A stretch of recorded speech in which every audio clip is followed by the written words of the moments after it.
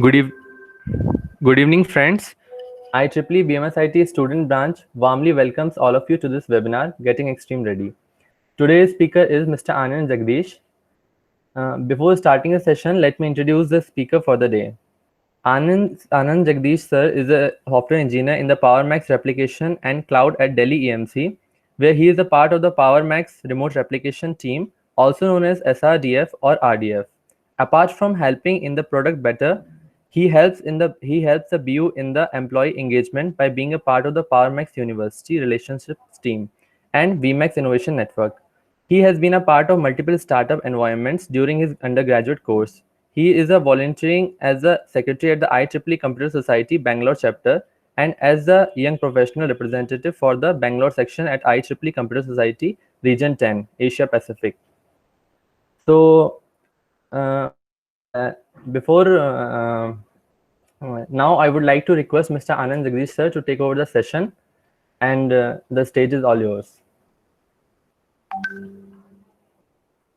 Yeah, thanks a lot. It was really insightful. Uh, yeah, so before we begin today's session, I would like to talk about IEEE Extreme. Am I audible? Yes, Yes, sir, sir. you are. Uh, yeah, sure. And is the presentation visible? Yes. Cool. Yeah, that was a quick check. So today we'll be talking about IEEE Extreme, the programming competition, which is like a flagship competition for IEEE. And myself, I'm Anand Jagadish, and I'm currently serving as the secretary of IEEE Computer Society Bangalore chapter, and also as a YP rep to the IEEE CSSYP Geographic Area Committee for India.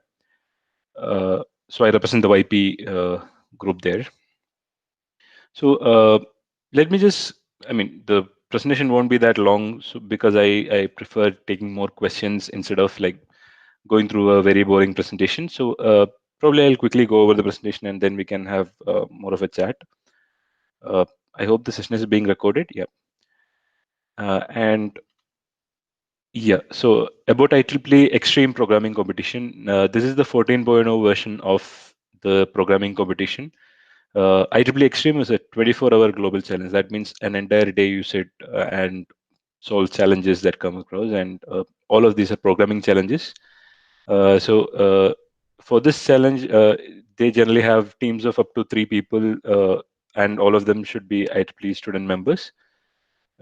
This doesn't specify IEEE CS members, so I have got questions from people asking if they need to have IEEE CS membership.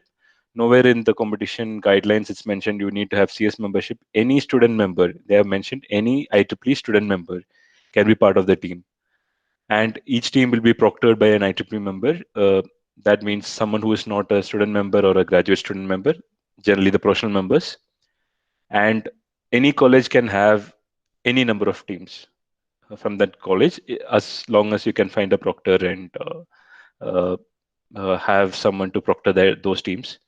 And this competition is generally supported by the IEEE student branch, which means they generally give them venue and all the infra that is required with some sort of internet connection as well. So that is a general thing about IEEE Extreme. The interesting part is that any proctor this year can proctor up to 15 teams, and if that exceeds 15 teams and some team doesn't get a proctor in a confirmed status, so the proctor also gets an option to confirm a request to proctor or decline it. So if at the by the beginning of the competition, if any teams doesn't have a confirmed proctor, then that team can still participate in the competition, but they won't be considered in the final ranking, or they won't be issued certificates of any kind. So it's always very important to find a proctor and ensure that your proctor confirms your team as being proctored by him. So the idea of this competition is to have a more interesting activity for the students, and everyone gets a chance to be in a team and work together, and also increase the number of student activities uh, within the student branches. And I mean, as you can get involved in an activity in a local ways, in a more fun and engaging way. So this means like even if you don't have a student chapter and if you're an IEEE member, you can form teams, and probably the local bodies like the section chapter and the section can arrange venues and get you proctors and find you proctors and get you involved in this. So that is a basic idea of this competition as a whole. And here are some important dates that you might want to remember. I'll go over the rest of the stuff, but these are like more important. So proctor registrations have already begun, and it's up and running. But team registrations will begin only on 3rd August 2020, and team registrations will end on 12th October 2020. And the competition date is 24th October 2020 as of now. So just to go over the eligibility criteria, all participants must be IEEE members. That means they should be student members or graduate student members. So that is also student members or graduate student members only, which means that your team should not contain a person who is an IEEE member, who is a professional member, and all the participants should compete as a part of a team. And that team should have up to three. It can be less than three also, but up to three IEEE student or graduate student members. And team should only include a maximum of two graduate student members. That means if you're forming a team of graduate student members and student members, the maximum graduate student members you can have is two.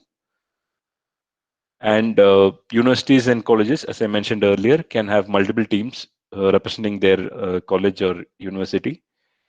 Uh, and each team must have a proctor to supervise during the 24-hour programming competition. I'll talk about what the proctor is and what he's supposed to do in the next slides. And team members must solve and complete problems without assistance from others. That means you shouldn't outsource your problems to others.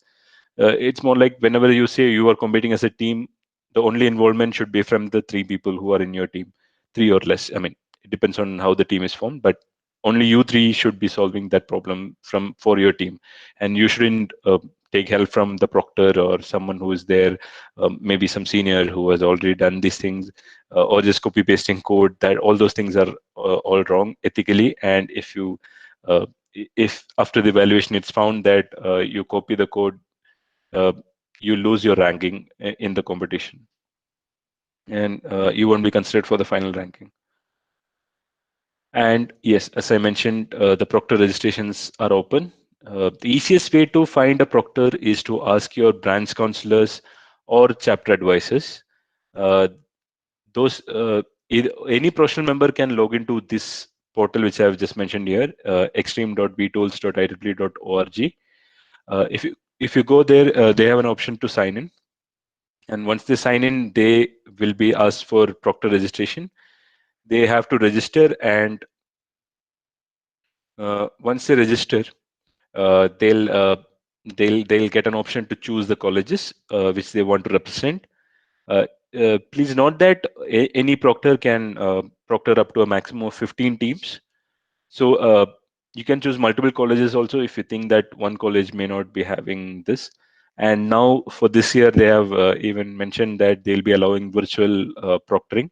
Ideally, the proctor should be there at the venue and support the students, but since all these conditions are prevailing and we don't know what is going to happen next, and things are like very unpredictable these days, so they have allowed uh, remote proctoring, or as we call it, virtual proctoring. So that's a good thing actually, because you can even find proctors who are not like in the proximity of the college, but who can proctor them using online methods. So either by like maybe some virtual conferencing, just to I'll tell you what the proctor does in the next slides. Let me just skip over that for the time being. And the team registrations, as I mentioned earlier, will open from 3rd August, and it will be open until October 12, 2020. Though it is open until October, that means August, September, and October, there'll be 3 months. I mean, 2.5 months.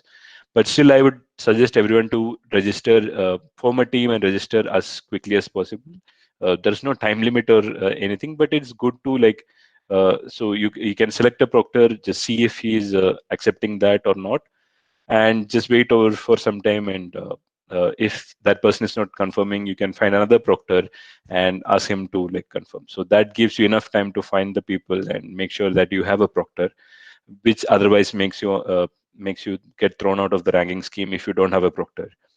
Uh, so that is one thing I wanted to mention. Then all the teams, you can always go to this place, www.ieextreme.org, for to find all the registration information and everything about IEEE Extreme.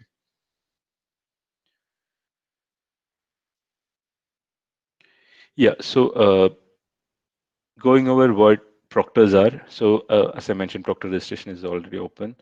Ideal candidates for proctors are your branch counselors or chapter advisors. Uh, so what proctors does is they have to monitor the general flow of activity, which means they have to see to it that the competition starts on time, everyone logs in on time, and they get all the necessary resources. Like they have good connectivity, say they have good systems, they have everything that works, and they don't face any issues in getting the questions, logging into the portal, and overall the flow. Like if they are at the site, if they are spending time on this, are they getting help from somewhere? All those things that these people need to take care of. And officially proctors are supposed to be timekeepers also. That is more like inform the students when the competition begins. That's like, suppose the problem starts opening up at 12 a.m. UTC, then proctors have to inform them saying that okay, the competition has begun. And at the middle of it, that means at the 12-hour mark, and when there is 6 hours left, and when there is 1 hour left. This can vary. I mean, whenever you get time, you have to like keep track of time and inform the students. And one more thing that the proctor needs to do is like keep track of things and make sure that no one else, apart from the team members, the student participants uh, of that team, helps them in solving the problem. That is wrong actually ethically, and that actually invite problems. So it's better if the students are well informed before the competition, that if they take help from others, they'll get disqualified. Uh, so it's better the proctor keeps an eye on them and helps the team and assists the students in figuring out, okay, what I mean, never help, see to it that others don't help them out. Then another thing is like you are sitting there and coding for 24 hours, which is not possible in any sense. So the proctor should also see to it that the participants get adequate rest and good amount of nutrition. Like they have food at the right time, and they don't sit there continuously for hours. And also some minor exercises like just stand ups in between, walk around, just to ensure that they don't like ruin their health just by sitting there at one place forever for that 24 hours. It's very tiresome, and it's kind of due to ergonomic reasons also, it's not quite good to sit there for a lot longer duration. So the proctors should also see to it that they get adequate rest, nutrition, and good exercise. Then to go over what is there waiting for the people who are participating. The first place, it's a very high fortune that not many people will get. So what you get if you always should be targeting for the first place, because that is like a fortune. And it's an all expenses paid trip to an IEEE conference of the team's choice anywhere around the world. That means all expenses paid means your hotel, your travel, your tickets, your stay at the hotel, your itinerary, everything will be covered for that winning team. Every member of the winning team will get this chance, and all of them will get a chance to fly to any place in this around the world to any conference of their choice. Uh, yeah, the only restriction is that the maximum value for this prize is $10,000 per team. Uh, yeah, that is pretty quite good for any conference that is happening around the world. Uh, so the second place is a cash award of 400 US dollars, and third prize is a cash award of 300 US dollars. And anyone who comes in the fourth to 10th place, they get a gift package which has an estimated retail value of $45. And the top 100 teams will get a special edition extreme gift bundle, which includes a T-shirt. They call it the Top Coder T-shirt, and it's a limited edition one. And apart from all this, all active participants in the competition will receive a digital certificate and a digital gift. Uh, so the term active participants means that you make some reasonable attempt at solving the problems, uh, and you get some tangible outcome out of it. That's what active participant means by, and they'll get a digital certificate and a digital gift. So so if you make a reasonable attempt at solving a couple of problems, then you don't have to worry. You will definitely get a digital certificate and a gift. And along with all this, it gives a lot of bragging rights. Like you can say, I came in the top 100, I came in the top 500, and this was my rank. And it generally adds up to your resume, and helps you build your resume as well. Uh, yeah, so that's about the prices. And the platform that IEEE Extreme uses, it's from csacademy.com. And if you want to know about all the supported languages and browsers uh, for the submissions, you can check out the link here, which is csacademy.com/about/environment. And uh, it covers pretty much every, I think almost 20 plus languages are supported, and all the major browsers are supported. Uh, this includes Chrome version 71 and Mozilla. I forgot the version, but it supports almost all the common browsers. And there is a practice community for getting you prepare, helping you prepare for IEEE Extreme. The practice community is can be reached by this link, csacademy.com/IEEE Extreme-practice. So it's pretty, like, it has a lot of problems to solve, and it helps you in getting prepared for the extreme competition. And before I conclude the very small PPT I had, so here are a few tips and tricks that can help you practice and get over this thing. So the first tip I would like to share is always learn, practice, and repeat. So I told you that, okay, there is a practice community which can be reached by this link, but it's not limited to that. You can go to any online platform which helps you master competitive programming, and you can keep on learning and practicing on how to get over this. So I would like to share a few things. One thing is the time complexity and space complexity. Uh, yeah, it generally, when people just go out there and say they kind of start coding, generally in college labs and all, when you try to code something, you don't generally worry too much about the time or space complexity. But the problem here is the time and space complexity is also checked, which means you have a limited memory that is available for the code to run, and it has a time limit in for the code to uh, get compiled and run uh, within the stipulated time which they have provided. Uh, there will be slight variances depending on what programming language you are using. That means some will have a little more time limit than some others will have very less time limit. This is dependent on how much overhead one might face when they are doing a program in that programming language. And it is kind of like standardized, and it is taken from all the standard metrics. So there is nothing unfair there, and it depends on what programming language you use. You can always refer to the platforms that are available and see to it and practice on how much time each of your program will take.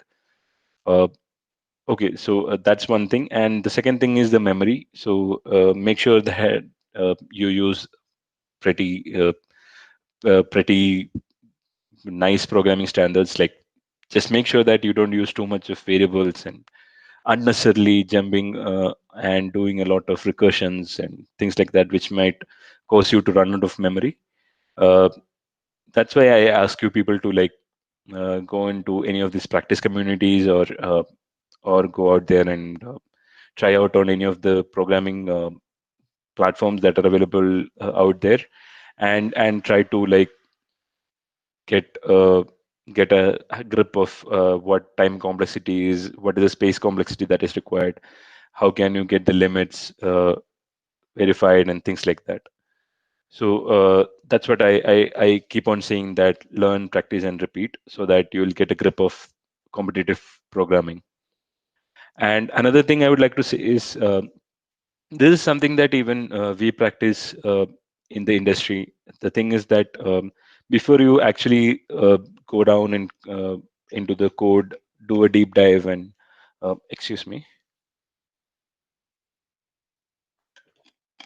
yeah, before you go down and code the entire thing that you have been like you had in your mind, it's always good to like just write it down on a piece of paper and generalize as much as possible. So the thing here is, most people, they see the test cases that are visible. Like, you'll get a sample test case with every question. Uh, the problem is they overly optimize it for that particular test case. They forget to generalize it. This has happened many a times. I've seen that a couple of times with people, that they forget how to generalize stuff. So generally they see two test cases and they're like, oh, I have to fit these two test cases. The problem is there are another 8 hidden test cases which may not pass at all. So that's where most people fail in getting a tangible output out of their code. So the first thing is, forget what test case you have, read the problem statement properly, and write down a proper algorithm which fits every case.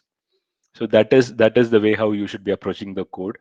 And you shouldn't like fix your view in the 150-degree angle which covers the only two test cases, but you should go around and find the rest 360 degrees, the rest of the 360 degree, and code it in a way that it is generalized, and to give any random input, it should give an output, and it shouldn't overfit on whatever test cases you have. So that is how you should be creating an algorithm for the problem. And another suggestion I have is, like, don't waste time optimizing it till you hit 100%. So the problem here is, like, people forget that everything is timed, and extreme programming competition releases a problem statement uh, one after other, and the problem here is people waste so much of time optimizing their first question, uh, first challenge that they have. Till they hit 100%, and they don't get enough time to try out the one which is more simpler, which is being posted a little time later. So my suggestion is, try to optimize it a bit whenever you have time, and if the solution is accepted and over 70% of the test cases pass, I would say it's okay to move on and come back to it if you get time at a later point in the competition. So another thing is, yeah, again, be focused at the coding and don't worry about anything else. Just try to optimize the code. Don't worry about what point you will be getting, or are you will you be able to solve it. Just be focused, try to solve it as much as possible, and keep on trying with random input so that it will get generalized. uh, as I mentioned, there'll be hidden test cases, so the problem here is you don't know them. So this is more like how we code in the industry as well, because uh, we run all kinds of test cases, but it can even escape a few issues. And at the end of the day, what happens is it goes to the customer site, something gets run on top of it, and we'll end up having some issues. So that is quite normal. Don't worry about that. So the next thing you have to do is like figure out, okay, why that went wrong or what went wrong, and try to like uh, optimize it so that it passes most of the test cases, and get people get your entire team involved. So the ideal way how we used to do was like one person tries to code the newer one while the other one tries to optimize it, so that we don't spend time too much on either of these things. And if we feel like, okay, we are stuck with the first question, we just simply leave it there and just move on to the next question. So probably you'll get a better output in the next one than just simply sitting there and trying to optimize it again and again and again, but still get the same thing. So just to give an overview of how the submissions happen. So every question will have a 30-point mark, and if the problem is deemed to be difficult, okay, when a problem is said it's difficult, it means that very less number of people are have solved that issue, solved that challenge. So if more number of people are solving it is considered to be easier. So depending on that, you will get extra weightage for each of the test cases you pass, and it is calculated. So if you really want to know about the calculations, you can go to IEEE extreme.org, and there is a rules page. So if you go to the rules page, it easily lists down how the evaluation is done, what is the criteria, what is the scoring level, and all those things. Also note that every submission, suppose you submit, suppose there is a challenge number one, you gave one submission at the starting of the competition, then you submitted another one at the mid, and it is an improvement over the first one, and you get more test cases to pass. Then that will be considered. The second submission will be considered for the competition. And suppose you do a third submission, but it was neither an improvement, no, and maybe it was like less than the second submission. Then the second submission is again considered, which means the highest of all values will be considered. And suppose a case where you submitted two solutions, and both of them have the same weightage, same scoring. For example, say 70%, 0.7 was the score for both. Then then you have to know that the first submission will be taken into account because both have the same weightage, and the second one was neither an improvement nor an additional thing that was put there. So that's how the scoring happens. Yeah, and the next thing is, yeah, this is a timed programming challenge. So which means that they are saying it right. So it's a 24-hour programming competition. So it's a timed competition, and each question, each challenge, there is no time limit for it. You can submit a solution anytime, but it's always good to keep track of time. Uh, that the proctor can help in. He can notify you once the half mark is over, like 12 hours is over, or there is 6 hours left, or 1 hour left, so that you can keep track of time. But I would suggest the students also who are participating, it's better if you people can keep track of time, which means you have to keep a timer probably on your system. Uh, Windows, I guess, has that option, or you can use your phone to have and you can see, okay, this is the time I'm starting, and you can set a timer for 24 hours. And generally timers will have that beep which keeps you reminded. So keep multiple timers, one for say the half time mark.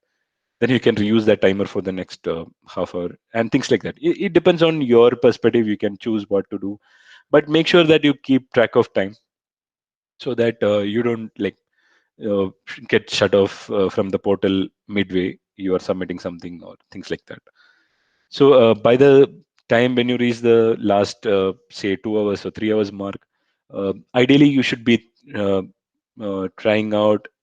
That depends on what you want. You can either try out newer problem, or I would suggest try to optimize one of your previous problems and try to see if something better can come out of it. But don't waste time there. If you feel that is stuck, just go on to the next problem. That is the only solution. So generally each problem will be scored and your total score will be calculated, and that's how the ranking happens.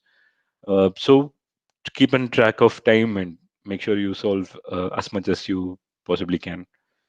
And as I mentioned earlier, each problem will have a time and memory limit. So uh, yeah, so it actually matters if you see any uh, program that you get. Uh, it should run within a stipulated time. Like they'll have some time limit on how much time it will run for each input and what is the calculation time and all those things. It will add up to the total running time. uh, and it has memory limits, which means you can't like define infinite number of variables and get it put that in out there and run it. So that time it will run over the memory, and sometimes if people use recursion of like larger functions or something, it might even run into memory limit issues. That's what I have observed. There are multitude of cases where you can see this time and memory issues. So just try to minimize the usage of memory. That means you can reuse some variables if possible, or um, try to reduce the like the number of loops. So if there are cases where you can skip a couple of checks or something, you can just do that. Just try to optimize the code so that it runs within the time.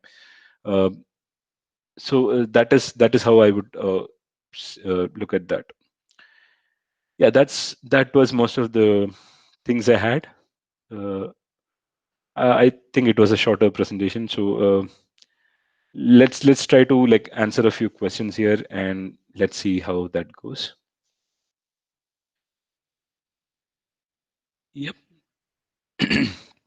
Yeah, give me a moment. Yeah, as Pranav just mentioned, I and Pranav have already signed up as proctors. Contact us if you're trying to find a proctor. We can help you find proctors. So even with that, I would suggest the ideal candidates for your uh, being a proctor for your institution will be your branch counselors and student branch chapter advisors, because both of them will be professional IEEE members by default, and they can proctor up to 15 teams. And if you have a multiple chapters, so say if you have a society chapter, that advisor will also be an IEEE member, right? So you can have two people. That means they can support up to 30 teams. Or it's even better to have two proctors for the same team, because one person can take a shift and just like stay awake during the time when the other person takes a nap or something. uh, yeah, so that's what. So just reach out to us if you need, if you are finding trouble finding a proctor. uh, yeah, so going over questions. Yeah, Gaurav is asking, does the scoring depend on the time we use for each question? I didn't understand that question. So do you mean that the time you spend on each question is considered or not?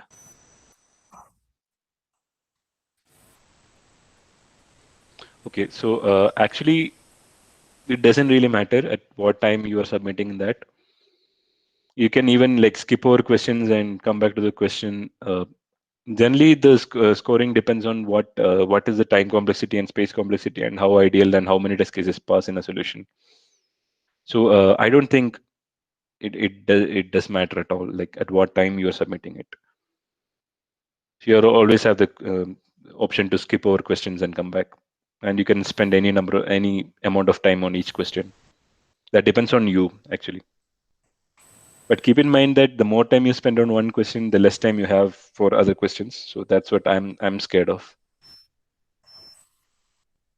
Yeah, people do that most of the time. Like they spend too much of time on one question and don't get time for other questions. That is the only concern I have. Does that answer your question, Gaurav?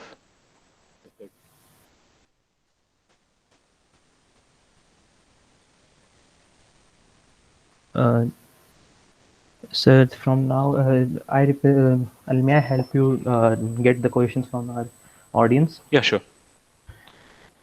Mm. So, sir, first of all, thank you for this insightful information. You have covered each and every aspect of this competition. I hope so. So, so, so to the audience, if any doubt, please report them on the chat. We will try to get as many questions as we can. So the first question here is from Rubini. She's asking, does the language we choose matter for the scores or the rank? No, that is a single word answer. It doesn't matter at all. You can choose any language out of the languages listed out there in the CS Academy website. The link I think Pranav just posted in the chat. So so any language out of that, it's supported by the system, and all of the systems are virtual machines. And any language that you choose, some time limit variants will be here and there, because not all languages have the same overhead. So they have done some consideration based on standard metrics, that some might get a little more time limit depending on how much time it takes to parse that code and compile and run it. Other than that, it doesn't matter what language you use or which language you use. It doesn't matter at all. Every language will get equal weightage. The thing is, you have to pass the test cases. It doesn't matter in which language you code. If the test cases passes, you get that much points. So it depends on the test cases, not the language. So don't worry about language. Yes, sir. I hope Rubini gets her answer from here. Yep. Here's the next question from Shri Varsha. Can we use multiple languages? For the same question, Uh, for the same I challenge or different challenges, I mean, it doesn't matter. You can use any language for any submission. Meanwhile we are There is no getting more limit on what language you use. So you can submit any number of submissions on any different languages. If you feel like, okay, I coded in C, it took too much time and I'm running into memory issues, code in Python or uh, and again submit that thing. That's what it's available. So don't worry about that. Meanwhile, we are collecting more questions. So I Sure. would like to ask some questions from my behalf. So you Yeah. have seen the Extreme evolve yourself. You have been part of Extreme for a longer time. So tell us about how this have evolved in so many time, and how much have it been from the day you started to day till now. Yeah. So what I feel is like every year things are getting tougher and tougher because we have more and more bright people. So it's yeah. So you have to be competitive. You have to stay on top. Uh, so yeah, Extreme overall has evolved a lot. Like we are getting really good challenges now, and we have really good participation from all over the world. And I'm really happy that I could like participate in Extreme for like 3 years, and it has been like I've seen a lot of things happening. So we were inspired by Extreme, and we launched IEEE Programming League, chaired by Jibin Sabo, and like it has inspired us to launch newer programs and launch newer stuff. And Extreme is kind of motivational factor for a lot of people because the prizes, I mean, the bragging rights you get, you can say, okay, I came in the top 100. That is like the bragging rights is excellent. So, so what I feel is like it has evolved a lot, and lot many people are coming into picture, and there is a lot of participation, and now people are taking it seriously because it is kind of a fame and all those things put together, right? So yeah, so the challenges are tougher and tougher. I mean, it's not like too tough at all. Like you have to spend more time and think about it and uh, get involved in things, and yeah, you have to learn, practice, and get more involved. And yeah, I don't know how to like better answer that question. So it has evolved. It has evolved. That's what I feel, at least. Yeah. Here's the next question from Gaurav. He's Okay. asking, are additional libraries allowed in the Pro Coding Pro? Actually, only the standard ones which are supported by that platform are allowed. So if you want to get more information about each of them, I'd I would suggest going to that link and see and research yourself on what platform they are using and how many libraries are there. Uh, Anyways, all the standard libraries will be allowed, and every input is from standard input stdin, and every output to standard out. So all libraries concerning that will automatically be included. Uh, I would suggest not using too many helper libraries, rather code it from scratch because that really helps in controlling the time limit. I hope the Gaurav Heva is clear with the question. So the Yeah, even next, I hope so. um, so sir, the next question from my side is that, sir, last year we RSB also, we also participated in this competition. We had a blast. Yep. We enjoyed we enjoyed the coding part as well as spending time with our colleagues. So I want to know, being a participant yourself in Extreme and getting a rank less than 100, uh, Mhm. we all want to peek behind that curtain, how it went. Okay, I need to like listen to that again. There were so many things. Sir, your team has secured a rank less than 100 at your school, at your college days. Hmm. We need a peek behind the curtain. How Nothing was the thing? happened except coding, man. It's like we sat and we did something. That's it. So because for us Spend it some was time. like it was like it was apart from coding, we were all having fun. We are making jokes. Yeah, it's all part of that. Like we also did the same. We sat there and we kind of like spent time. Uh, Uh, yeah, I'll it's request all our just fun. I'll request our audience if they have any question, please feel free to ask. Um, Yeah, so don't worry about what rank you are going to be in. Like, just what you have to do is like just try to solve the problems. Keep on like when you see a problem, just try to analyze it, find an algorithm for that, sit there and code so that you will get to know what exactly is your problem and how you can solve it. So don't worry about what rank or what is the prize I'm going to get. Don't worry about that. Take it as a fun game. Like sit there. Your satisfaction will be when your code runs and passes all test cases. That's the only thing that you are going to get. That is the prize you want. There is no reason why you have to worry about the ranking or the price. Don't worry about that at all. If you keep on worrying about those things, you'll be like, oh, when am I going to finish this? What is the complexity? Oh, this is not going to happen. That worries will come into your head and you won't be able to do anything. So don't worry about that part. Just stay there, keep on coding, like try to optimize it, come out with better solutions, because you are working as a team. So that you may not get really good uh, like team spirit apart from working in teams like this, right? So unless you have a good team, I'm not saying that you have to find teams. I'm saying like whatever team you have, make it more optimized, work together in solving the challenge. It shouldn't be like the college projects where one person will sit and code and the rest of the people just piggyback on top of him and uh, pass the exams. It's not like that. Everyone has to work together to uh, get this thing working. So it's a team effort. Think of it as a team effort. That's what I would suggest. And don't worry about what place you are going to end up in, or will I be in the rank list. Don't worry about that. Just keep on solving it, optimize it, and come back with a really good solution. That's the only way you are going to like win it. If you keep on worrying about stuff, you'll end up having less optimized thing and problems. You'll run into problems. That's what I feel. This is at least my opinion.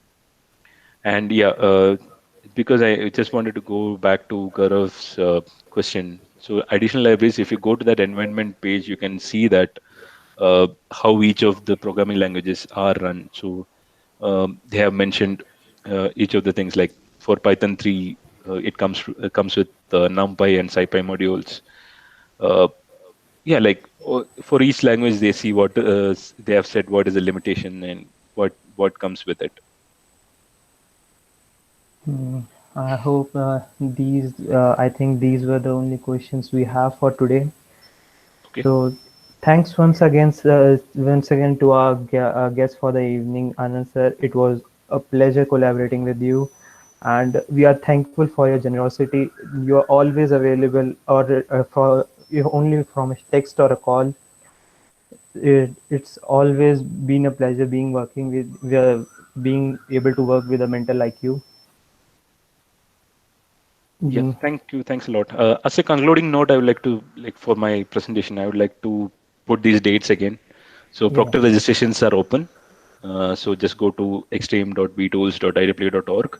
Uh, ask who are the professional member you know to register and choose your college. So that helps having more teams and spread out the effort. Like if there are two, three proctors, each of them can mentor one or two teams, and that actually helps. Being a proctor doesn't mean that they have to code for you. Never do that, and that is ethically wrong. I would like slap the person who does that, because that is that much ethically wrong.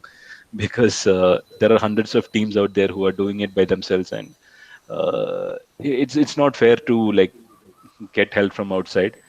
See it as a fun activity. Just stay there, enjoy, and just keep on coding. That's what we can do. And team registrations will begin on 3rd August and will be open through 12th October. And the competition the competition is scheduled for 24th October 2020. And proctors, they can register at this place, and more information about anything can be found at ieextreme.org.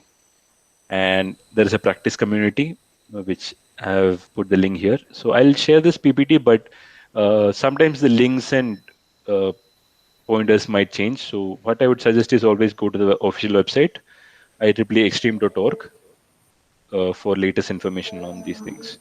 Watch out for August 3rd. You will get reminders, I guess, from people from IEEE regarding the registrations being open. Watch out for that. Register as quickly as possible, and make sure you get a proctor confirming your team. That is the easiest way. If you get it in the beginning, you will get to know if your team is being having a proctor or not. Uh, to note, a point is that even if you don't have a proctor in the confirmed status, uh, which means your team's proctor status will be unconfirmed. In that state also, you will be able to participate in the competition. Means you can code and see the results, but you won't be put in the final ranking, or you won't be getting any kind of certificates. So if you really want to like participate, involve fully in the competition, uh, I think you need to find a proctor. And if you're unable to find a proctor, just reach out to us. We'll try to figure out if any proctor is available, and a professional member is available, and ask them to proctor your institution and your teams. Yeah, so that's all I had for the evening. I hope this is one of the first sessions I'm concluding before time. Uh, yeah, thanks a lot for joining me on this session. And if you have any doubts, please reach out to me on any of the email addresses which are out there on the slide, which is visible to you, or you can reconnect with me on LinkedIn, or the CS chapter's website is cs.iwbangalore.org. Uh, so and there is a QR code on the side. If you have a QR code scanner, it will lead directly to my LinkedIn profile. Yeah, so that's all I had for the evening. Thank you, sir. It was pleasure to be here in this webinar.